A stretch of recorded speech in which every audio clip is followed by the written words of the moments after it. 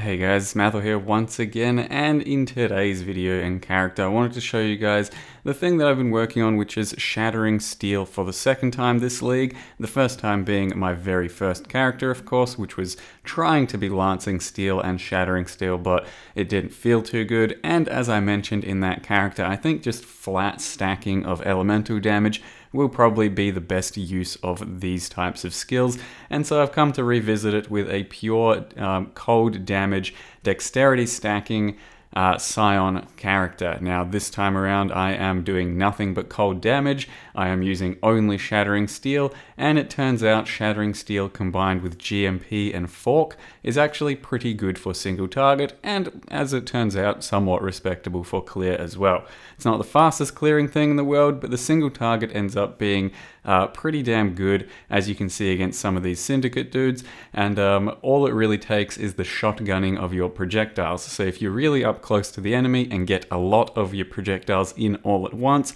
it does actually hit really hard, and they stack and shotgun, meaning every projectile is going to hit and you get quite a lot of damage out of it. Now compared to Lancing Steel, this is actually kind of a real skill at this point. Lancing Steel doesn't particularly do anything, and compared to something like Spectral Throw, it's got probably much better single target, at least that's how it feels at the moment, but slightly worse clear. Because you may remember I have done one dex stacking Spectral Throw character before, and it was one of my best Spectral Throws ever, felt incredible. This time around I decided to take dex stacking and try out pushing the limits of Shattering Steel, just to see if pulling out all the stops can actually make this skill feel somewhat good in any sort of context. And with the pure dex stacking, with all of the cold damage that I have, and then utilizing the Scion, which has Slayer Leech and Pathfinder Flask utility, that's the best possible scenario for making a character feel good, because you have that Slayer Overleech, which feels really good for defense.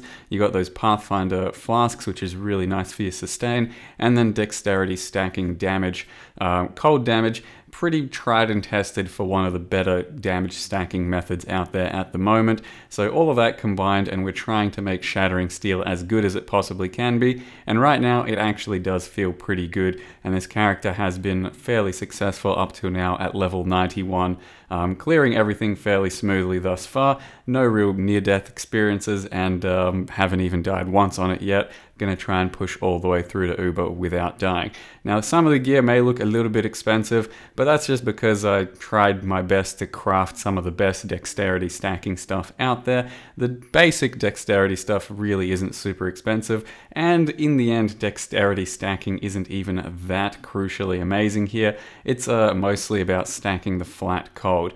So if you actually skimp out on a few pieces that stack dexterity and just go pure cold instead, additional cold from Abyssal Jewels and from the gear itself, I'll actually show you guys in a second as well, then you'll end up getting similar damage, if not potentially more, while spending a lot less. Dexterity stacking is just something that's kind of fun to build around, and can be min-maxed to the absolute extreme if you really go hard, but not necessarily worth it, mostly just fun. So you can see that the clear here is pretty respectable. This is with Fork and GMP, and I am a Scion at about level 91 at this stage, doing some of my harder maps, have not yet taken to Uber Elder, and the Overleech from Slayer is absolutely huge, so I can face tank most of those Betrayal dudes pretty comfortably.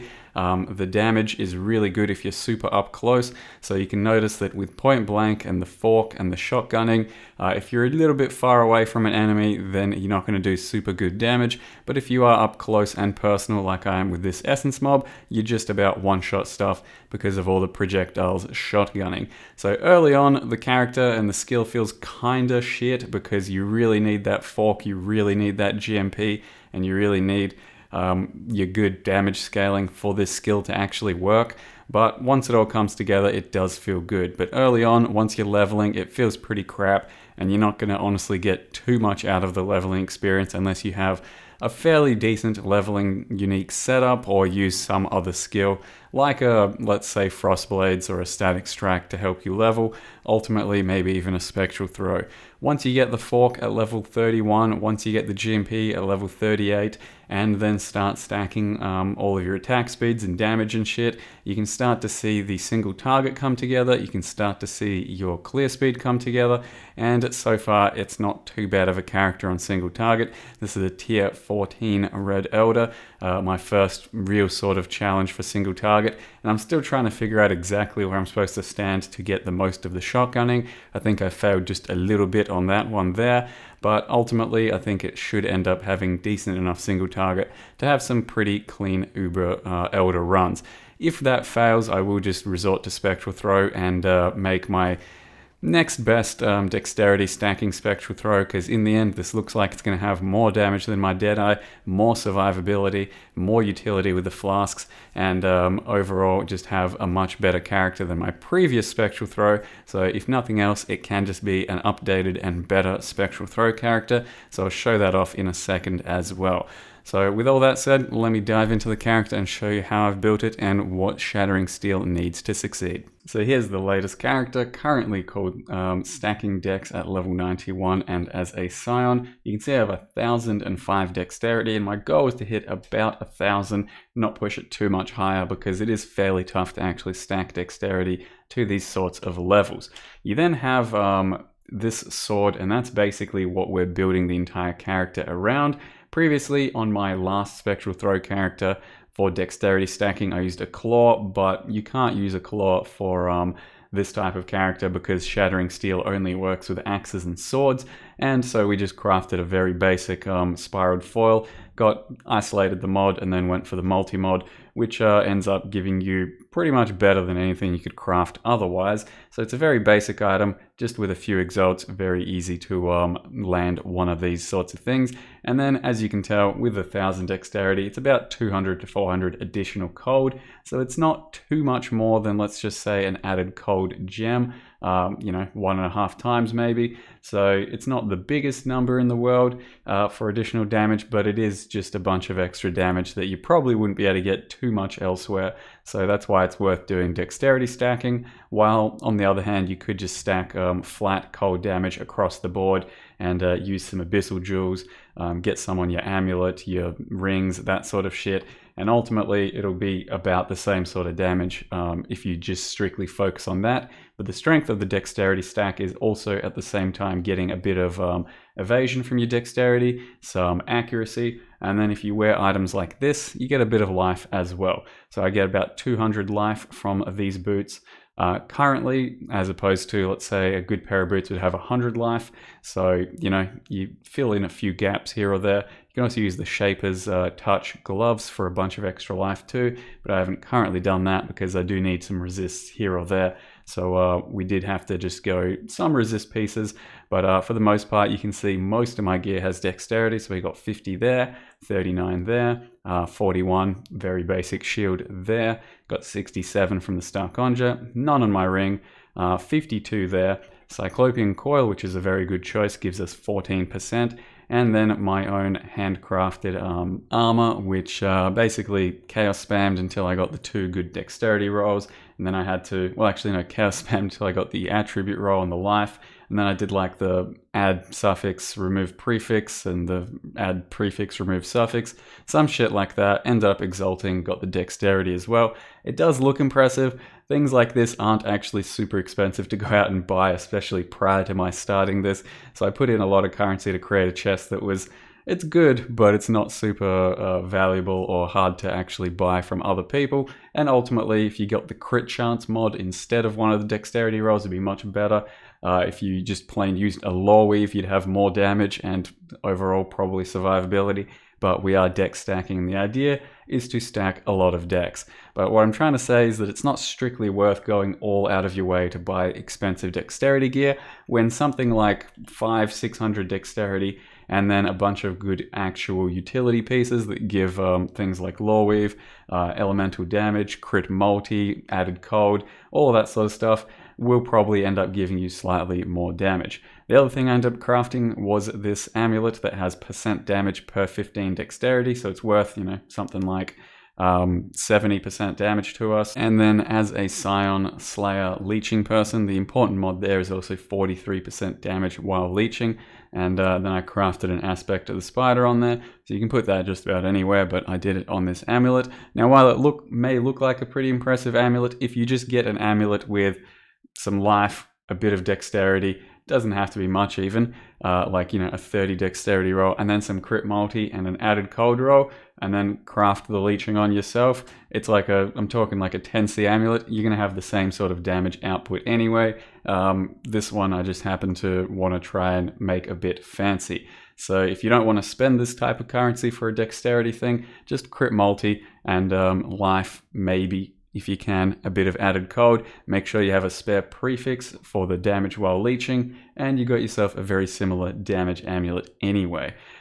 Besides that though, the gear, as you can tell, it's basically just some resists, life, dexterity, wherever you can get it, crafting a bit of wed, and then the shield as well. If you have a spare prefix, you can go non-chaos as extra chaos. Shield like this though, it's worth, you know, 5C or some shit. All you're looking for there is really, if you can, some resist, but life and dexterity, and then an open prefix. And currently, if we want to look into the Shattering Steel, what we're using is Shattering Steel, GMP and Fork. That's our main 3-link. You then have elemental damage with attacks, damage on full life, and my 6th link here was added cold, though up until I had really good crit chance, I used the Crit Strikes gem as my 6th link for most of the time, because it is tough to fill out crit in this build.